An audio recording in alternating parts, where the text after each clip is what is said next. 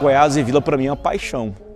É algo diferenciado, não é simplesmente um jogo, é um espetáculo. Um jogo Vila e Goiás não são só 3 pontos. Goiás e Vila Nova, eu acredito no maior clássico do Centro-Oeste. Ah, clássico é, como se diz, clássico é diferente, né? Clássico não é só um jogo, envolve muita coisa. Goiás e Vila para a torcida é emoção, é apreensão, sofrimento e, assim, não toda a torcida, mas muita violência. Goiás e Vila Nova é sinônimo de rivalidade, um clássico que mexe com a cidade inteira. É até difícil você ouvir falar sobre futebol em Goiânia e não ouvir sobre os dois clubes.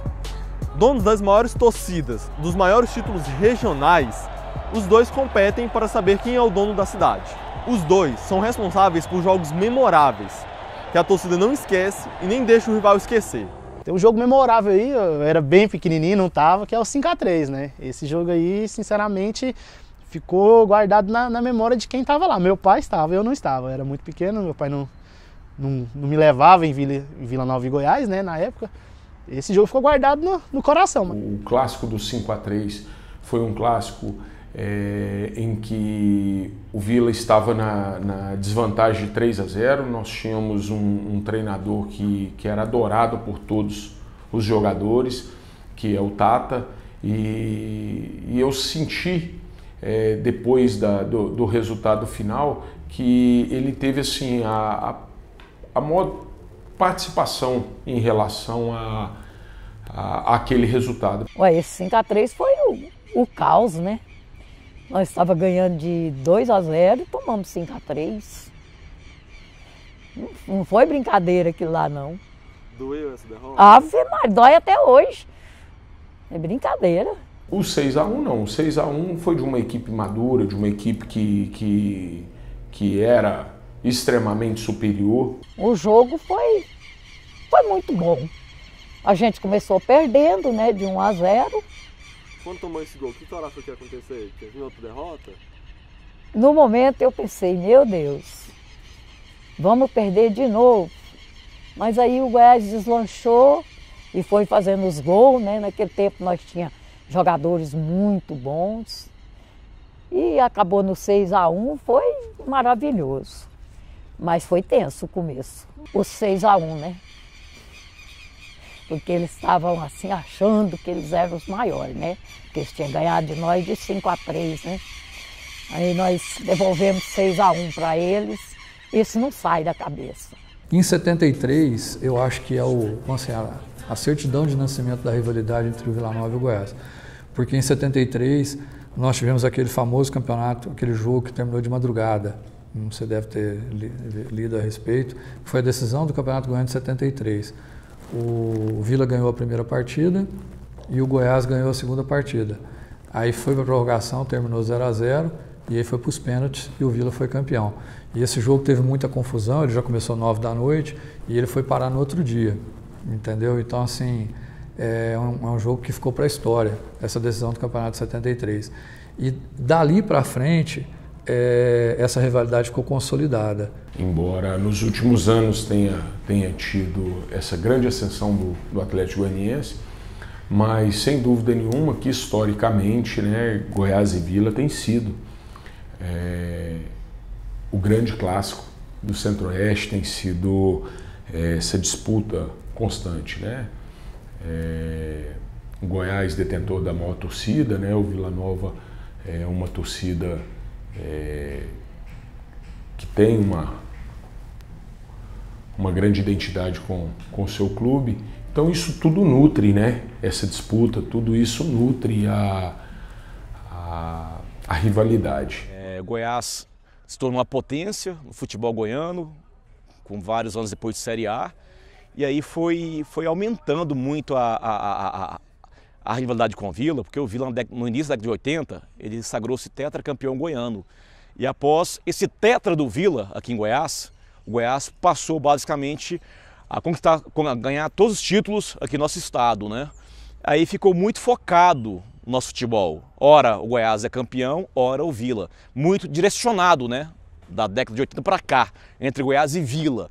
Aí que surgiu essa rivalidade fortíssima, né, entre os dois clubes, dentro e fora de campo. Agora, sobre rivalidade, o que gera essa rivalidade é a dominância. É a necessidade de dominação, né? De falar, não, aqui quem é o maior sou eu, quem é o mais forte sou eu, a bateria que toca mais alto é a minha, a que enfrenta mais os outros é a minha. Então é uma questão assim, de masculinidade e dominação de território. É por isso que existem essas rivalidades. Então, às vezes o indivíduo ele nem quer saber se o time dele está bem, se o time dele for o melhor, contando que a torcida dele seja maior, a que coloca mais medo no adversário. Isso lembrando para a parte da torcida, né? Eu nunca gosto de generalizar, Sermos ancorados na mesma cidade é que faz a gente ter uma rivalidade mais forte. Então, assim, é interessante, porque é mais importante para o clube ganhar o campeonato nacional, mas é mais prazeroso para o torcedor ganhar o clássico local, entende? É porque o futebol está muito ligado a essa questão do local onde as pessoas vivem e trabalham. O setor universitário aqui tem a rivalidade com o setor Pedro Ludovico. E isso é histórico aqui em Goiânia. Então, o universitário é aqui do lado da Vila Nova, tem o time da Vila Famosa, que como é o caso do Vila Nova, né? Que inclusive o estádio deles é aqui. Então, aqui o universitário, Vila Nova, vamos apoiar Vila Nova. O setor Pedro já fica ali próximo do Bela Vista, já é outra turma, inclusive tem o estádio do Goiás lá, então eles são Força Jovem. Então o que aconteceu já existia essa rivalidade entre bairros. Na verdade, essa rivalidade ela já nasceu assim que nasceram os clubes, né? O povo sempre toca nesse assunto de rivalidade entre torcidas e tal. Na verdade, essa rivalidade sempre existiu, né? O time de lá, o Goiás, ele foi fundado por pessoas da elite, né, do estado de Goiás, e o Vila Nova é um time de operários. Então sempre houve essa rivalidade entre o mais rico e o mais pobre, né? Então isso já vem desde 43, desde quando foram fundados os clubes, né? É aquela rivalidade entre os próximos, né? Provocação entre os próximos. Isso existe entre países, entre estados, entre cidades e, por que não, entre bairros. E entre bairros, aqui em Goiânia, acabou caindo nessas torcidas organizadas, de bairros apoiando determinada torcida, um bairro apoiando determinada torcida. E esses confrontos que já existiam acabaram se potencializando dentro das torcidas organizadas. Porque é um dia que eles saem de suas casas, se reúnem em algum lugar para deslocar para o estádio. Às vezes acontece deles se encontrarem com outros nas ruas e acontece esses confrontos que a gente vê na imprensa. A fusão durou cerca de 5 minutos e tirou o brilho do primeiro tempo. A festa estava bonita, mas o primeiro tempo terminou com essa pancadaria. As brigas entre essas torcidas são muito ruins. Pena que elas se tornaram banais no Brasil inteiro, então como elas se tornaram banais, acaba que sendo uma coisa generalizada. Mas é evidente que a gente não gosta. E também, às vezes, nos prejudica. Por exemplo, há 2 anos atrás nós ficamos vários jogos sem jogar no Serra Dourada por causa de uma briga de torcida. Então, claro que a gente, se possível, a gente gostaria que isso acabasse, né? Eu não sei explicar, assim, o porquê que ocorre dessa violência. Porque a rivalidade é muito grande. Mas eu, no meu modo de pensar, eu acho que a rivalidade é ali, no jogo, torcer e cantar pelo seu time. Agora, essa coisa de sair matando, batendo, brigando, eu não... Na minha cabeça isso não entra. Muitas coisas são atribuídas à torcida organizada. Eu, por exemplo, acho a torcida organizada, a palavra diz organizada, é um show à parte, né? Ela nutre toda essa rivalidade, ela abrilhanta o espetáculo, só que acontece de ter essas pessoas infiltradas dentro de torcida organizada ou não, né? Que gostam de ir para vários locais, não somente para o estádio de futebol, para causar confusão, tumultos e tal. E sem dúvida nenhuma que isso deixa realmente todos nós muito tristes, né? É claro que existem indivíduos que não conseguem lidar com as emoções. E o estádio de futebol, ele favorece, como você disse, as pessoas ali estão liberadas para gritar, para xingar o juiz, para xingar a outra torcida. Então, esse tipo de violência simbólica, que através de xingamentos, ela está permitida. Aí, se esse indivíduo, que provavelmente já não sabe lidar com as emoções, ele vai achar esse caminho para extrapolar. Na verdade, a torcida organizada é o ponto mais fraco do futebol. A verdade é essa. É mais fácil varrer para debaixo do tapete o problema, né? Que a gente sabe que é um problema cultural e social. As brigas elas não começaram aqui entre Vila Nova e Goiás, entre Esquadrão e a outra torcida. Não começaram aqui. A rivalidade ela vem de anos. A gente pode puxar. Existem brigas desde os primórdios lá da iniciação esportiva.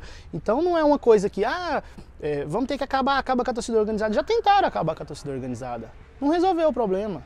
A gente ficou 3 anos e meio proibidos de entrar dentro do estádio.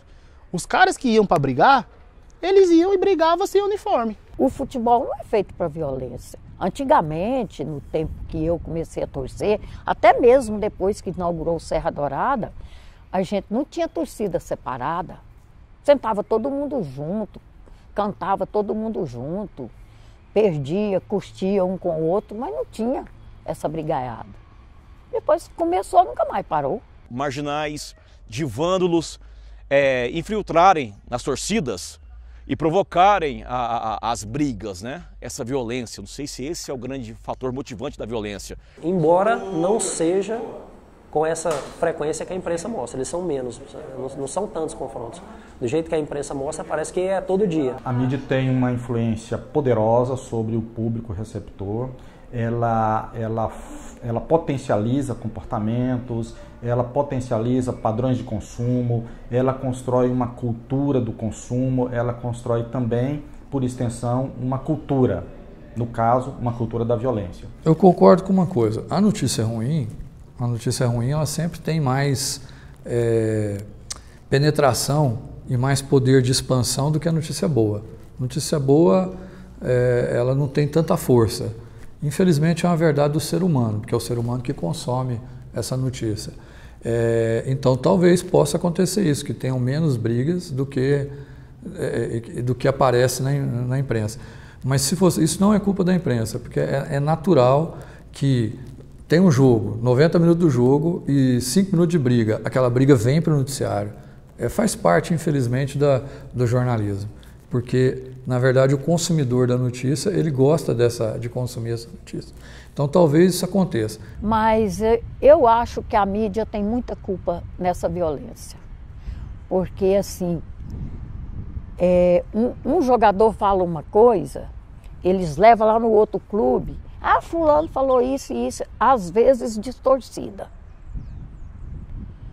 Então, isso cria muito...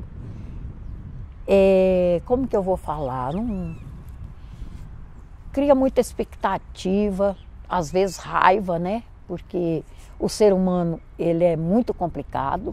Quando a abordagem, ela foca muito na competitividade negativa, quando ela acirra os ânimos, quando ela coloca uma torcida contra outra simbolicamente, ela está contribuindo sim, né? Para reforçar essa rivalidade, e essa rivalidade reforçada, acirrada, exaltada, exagerada, acaba redundando em comportamentos violentos. Incentiva.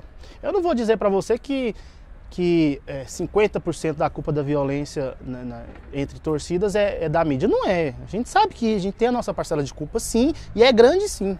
A gente sabe disso. Só que a gente não pode isentar eles disso. Que a gente sabe, que eles mostram. O que vende é violência. O dia que a gente faz festa, que a gente viaja, né, que a gente arrecada o dinheiro para ajudar um integrante da torcida, né, porque existem muitas pessoas carentes, né, dentro da torcida. E a gente faz campanha, junta alimento, leva brinquedo para essas crianças, filho de associados. Isso ninguém mostra. Né? Vende violência. Quando tem briga, mostra. Quando tem festa, quando tem ação, ninguém mostra. Então fica meio que desproporcional, né? É preciso mudar o comportamento da mídia, né? Não significa que a mídia ela deva deixar de focar, de retratar a violência existente. Não, a violência existente ela tem que ser retratada, ela tem que ser denunciada, ela tem que ser jornalisticamente bem trabalhada em sua divulgação. Ocorre que o foco sensacionalista que que pauta as reportagens, né, o noticiário, ela acaba criando e incentivando esse comportamento que acaba gradualmente construindo uma cultura da violência, uma cultura da competitividade, uma cultura da selvageria, em que para a mídia, os grupos empresariais é bom, entre aspas, porque vai conferir às emissoras mais alguns pontos de ibope, mais alguns pontos na audiência e, portanto, vai ter maior lucratividade. Entretanto, se houvesse um trabalho mais sério, sobretudo mais ético, esse tipo de conteúdo ele seria retratado com uma certa sobriedade, com uma certa serenidade, mostrando diversas fontes, mostrando o perigo que existe em comportamentos de violência, tanto para a sociedade como para os indivíduos, né? E como que a cultura da violência acaba destruindo e deformando toda uma sociedade. Tem indivíduos que convivem muito bem, que torcem para o Goiás e tem amigos do Vila e que tem vizinhos do Vila e conseguem até assistir um jogo de futebol juntos pela televisão, que hoje no estádio, por causa da violência, nem agora é torcida única, né? Com essa confusão, isso para o Ministério Público e com o apoio da Polícia Militar, claro, isso para o Ministério Público foi um divisor de águas. A gente falou, realmente, coisas precisam mudar. Começando pelo estádio. Então o Serra Dourada naquela época, ele não tinha aquelas divisões lá na geral, aquelas grades. Hoje ele já tem. Mas só as grades muitas vezes não resolve. Às vezes a gente tem que colocar até policiamento lá. Então foram feitas mudanças no Serra Dourada. E além disso, além dessas mudanças, o Ministério Público, através do GFUT, Grupo de Atuação Especial em Grandes Eventos do Futebol. O Ministério Público ele propôs uma ação civil pública para que no estado de Goiás, todos os clássicos entre Goiás e Vila, apenas entre esses dois clubes, fossem realizados com apenas uma torcida. Bom, eu vejo a medida como extremamente responsável pelo Ministério Público. O Ministério Público não faz nada que não seja extremamente estudado, extremamente pensado, né? É um órgão extremamente competente, né? O Ministério Público nada mais quis do que preservar e acima de tudo, proteger, né, o cidadão de bem que vai para o estádio para poder ver um espetáculo. A gente entende as razões que o Ministério Público, a Polícia Militar e a Justiça determinaram isso. Porém, eu até tive uma reunião com o Ministério Público essa semana, aqui no Vila, eles nos visitaram, e eu coloquei para eles a necessidade de nós superarmos isso, de nós acharmos soluções para que a gente possa voltar a ter jogos com duas torcidas, entre Vila e Goiás, principalmente, e até entre Vila e Atlético, né? A forma como as torcidas são organizadas, um para cá, um para lá, ela acaba gerando um sentimento muito forte de rivalidade e gerando essa exclusão, onde eu não me vejo mais pertencente àquele grande grupo. E pode... agora, a polícia, às vezes, ela faz isso para evitar, né, o conflito que está aí, iminente. Eu acho uma besteira.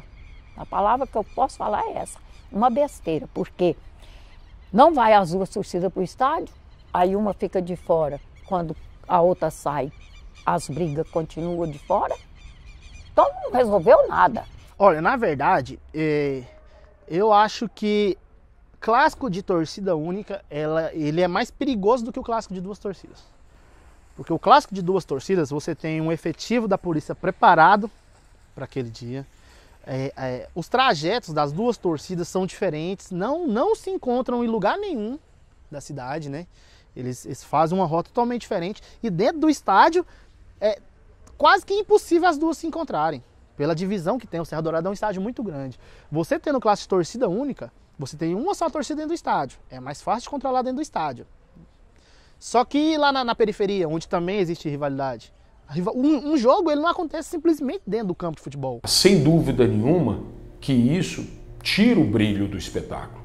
né? Nós gostaríamos de ter duas torcidas. Como elas não estão podendo conviver, aí o Ministério Público entrou interferindo. Mas seria muito legal se nós pudéssemos ter as duas torcidas, né? O estádio estaria mais cheio, cada um incentivaria a sua equipe da sua maneira, né? Com o seu grito mais alto, mas infelizmente, enquanto a gente estiver com essas cenas que a gente anda vendo, sem dúvida nenhuma que o Ministério Público tomou a melhor medida.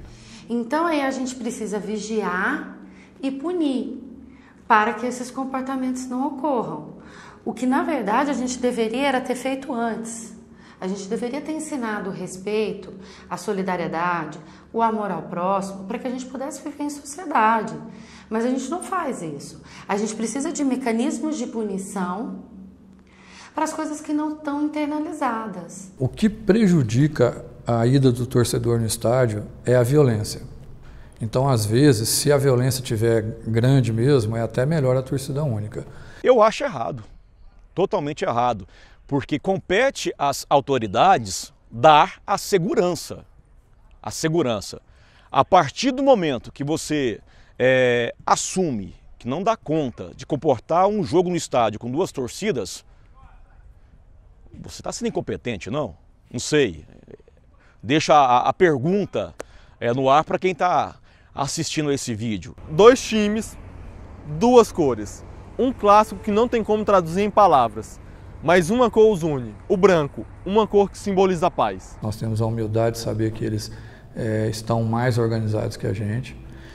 E o Vila hoje está muito organizado, muito mais do que antigamente. Eu estou comparando o Vila com o Vila. Então o Vila hoje está muito mais organizado que antigamente, mas tem muito que melhorar. E a gente vê o Goiás como um espelho de que a gente possa melhorar o nosso clube em termos de controle interno, de organização. Por outro lado, nós vemos o Goiás como um time possível de ser batido, exatamente porque nós temos a obrigação de fazer mais com menos. E em muitos momentos nós vamos conseguir alcançá-los tecnicamente. Eu acho que o Vila Nova é um grande adversário que fez com que as grandes vitórias que o Goiás obteve em cima do Vila Nova fizesse o Goiás gigante como o Goiás é. Então sempre você tem que ter um grande adversário para você se tornar grande. Goiás e Vila é um clássico que mexe com toda a Goiânia, com todo o estado, né, até com a região centro-oeste do Brasil. Disparado, o melhor clássico do centro-oeste. Todo mundo que gosta de futebol e que mora no nosso estado, eu acho que ele sonha em ver em loco um Goiás e Vila, um Vila e Goiás. Eu só sei que eu gostaria que não existisse e que todos pudessem ir para o estádio, torcer e levar todo o charme. A torcida é muito bacana, cara. Você entrar no estádio, eu tive essa oportunidade por muitas vezes, Deus me deu esse presente. Você entrar num estádio cheio, cara, lotado, é uma festa muito bonita, cara. Se pudesse todo mundo ter a oportunidade de estar ali dentro do gramado e olhar para aquele mundão de gente ali, cara, é muito legal. A gente tem um patrimônio muito grande dentro da torcida e dia de clássico é o dia de se levar o patrimônio que a gente tem. Em dia de jogo comum a gente leva lá 6 bandeiras, né, 7 instrumentos de bateria. Dia de clássico não, dia de clássico é diferente. Dia de clássico a gente leva todos os bandeirões, todas as bandeiras disponíveis, todos os instrumentos de bateria que o batalhão libera, porque hoje tem isso, a gente não pode levar a quantidade que a gente deseja, né? A gente tem que levar a quantidade que eles determinam. Dia de clássico é diferente, clássico ele começa uma semana antes do jogo. Eu diria para que a gente se entendesse melhor, tivesse mais tolerância, sabedoria para perder e ganhar, porque a violência só leva a coisas ruins, a morte, essas coisas. E torcer não é isso. Acho que torcer, você vai lá, você torce para o seu clube, você canta, você grita, você incentiva. Às vezes vaia, né? Porque a torcida vaia mesmo. Mas saiu de lá, vamos curtir. Se eu curtir com o torcedor do Vila, que ele aceita. Se ele curtiu comigo, que eu aceite também. Violência não leva a nada. Eu gostaria muito que tivesse paz nos estádios.